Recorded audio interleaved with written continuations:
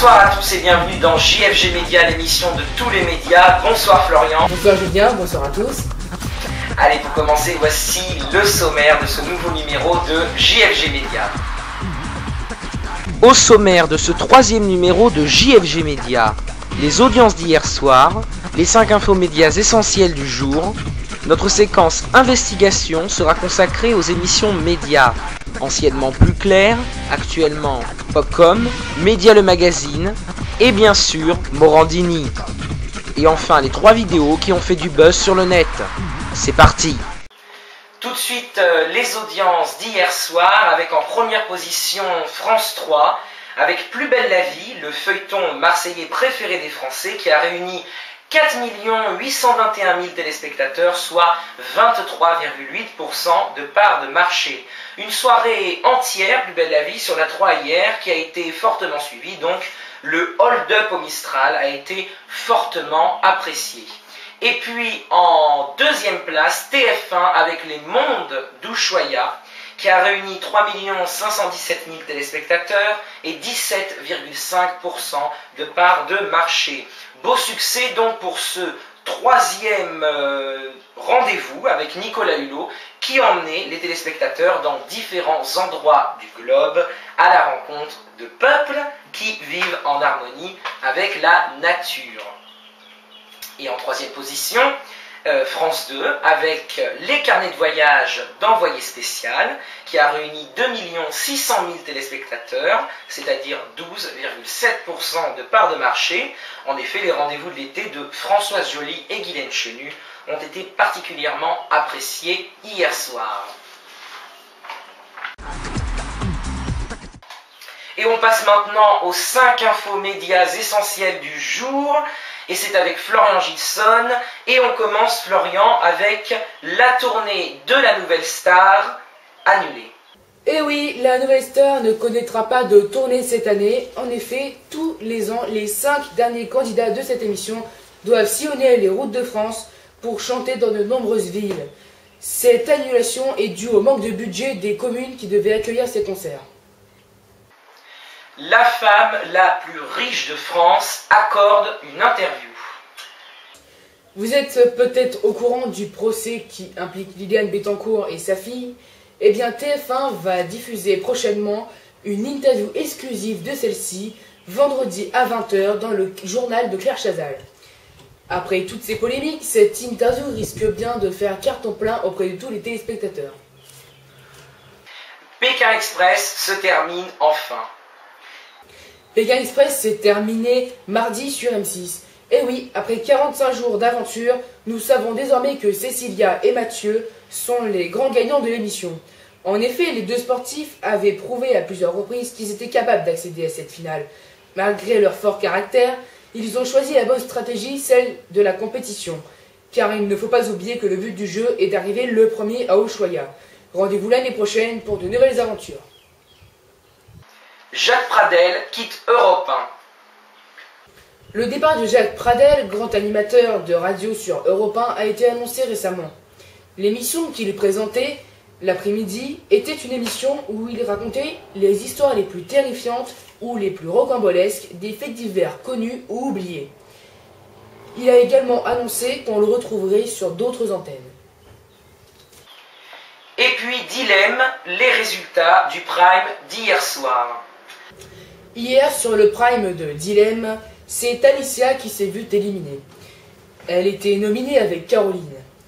Tout au long de la soirée, les dilemmes se sont enchaînés et les candidats les ont refusés, un après les autres. La finale approche enfin. Merci Florian. Notre séquence investigation est consacrée ce soir aux émissions médias. Vous savez peut-être qu'elles sont nombreuses, tant à la télé qu'à la radio, ainsi que sur Internet, avec la nôtre, bien sûr. Mais pour ceux qui ne les connaîtraient pas toutes, nous avons décidé de vous faire un petit résumé des principales émissions destinées à vous donner toutes vos infos médias. Alors, dans l'ordre des chaînes, sur Canal+, on se souvient de Plus Clair, qui s'est arrêté à la rentrée 2009, mais qui faisait pourtant de très bonnes audiences depuis 7 ans. Le principe de l'émission était de proposer chaque semaine un tour d'horizon complet de l'actualité de l'ensemble des médias français ou étrangers à travers reportages et diverses rubriques. Celle-ci a été remplacée, toujours sur la même chaîne, donc par Popcom, qui mêlait un peu de politique grâce notamment à une des rubriques Made in Obama, réalisée par Laurent Saïm. Malgré tout cela, l'émission n'est pas reconduite l'année prochaine, faute d'audience.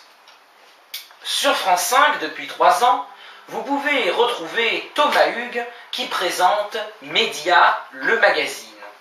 Une émission complète composée notamment d'une rubrique Internet, d'abord assurée par Benjamin Vincent, qui est ensuite allé sur télé, et en ce moment donc par Marjorie Paillon.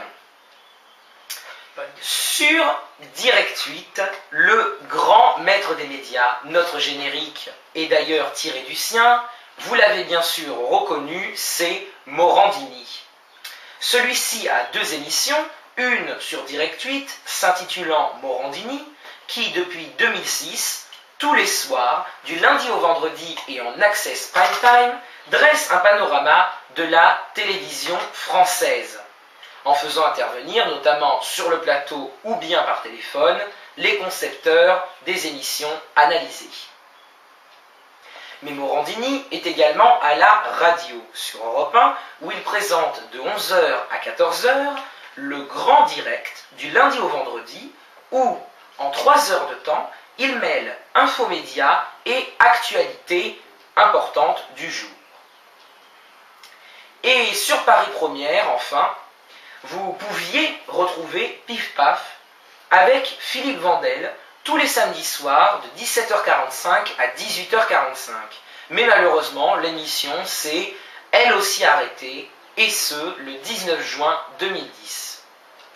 On passe maintenant à la sélection des vidéos qui ont fait du buzz sur le net, avec Florian Gilson, et on commence, Florian, avec une glissade exceptionnelle. Oui, avec un toboggan tout à fait unique au monde. C'est une reproduction d'un temple maya transformé en attraction amusante, dont la moitié de celui-ci se termine dans une piscine. Sensation garantie. Regardez donc.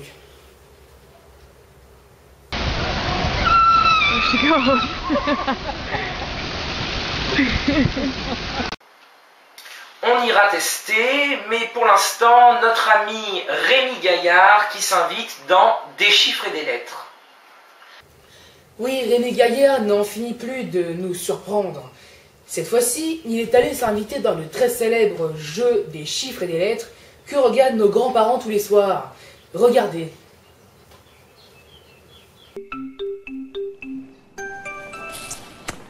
Wilfried. 393. Et vous, Béatrice? Même chose. Même chose. Oui. Vite, dans le public, il y a un monsieur qui l'avait, qui est peut-être un futur candidat d'ailleurs. Regardez bien, Béatrice. Alors, monsieur, on vous écoute. Bonjour, pourtant c'était facile. Il y a un proverbe qui dit que c'est en comptant n'importe comment qu'on devient n'importe qui. 9 fois 75 égale 95. 8 plus 3 égale 100. 8 divisé par 9 égale 200. Non. 95 plus 100 plus 200 égale 395. Stop. Non. Et voici maintenant une vidéo tout à fait unique en son genre. C'est un concours à qui mangera le plus de pastèques en un temps record. Les candidats hauts en forme et en couleur ont offert un grand spectacle à tous ceux qui étaient sur place. Regardez donc.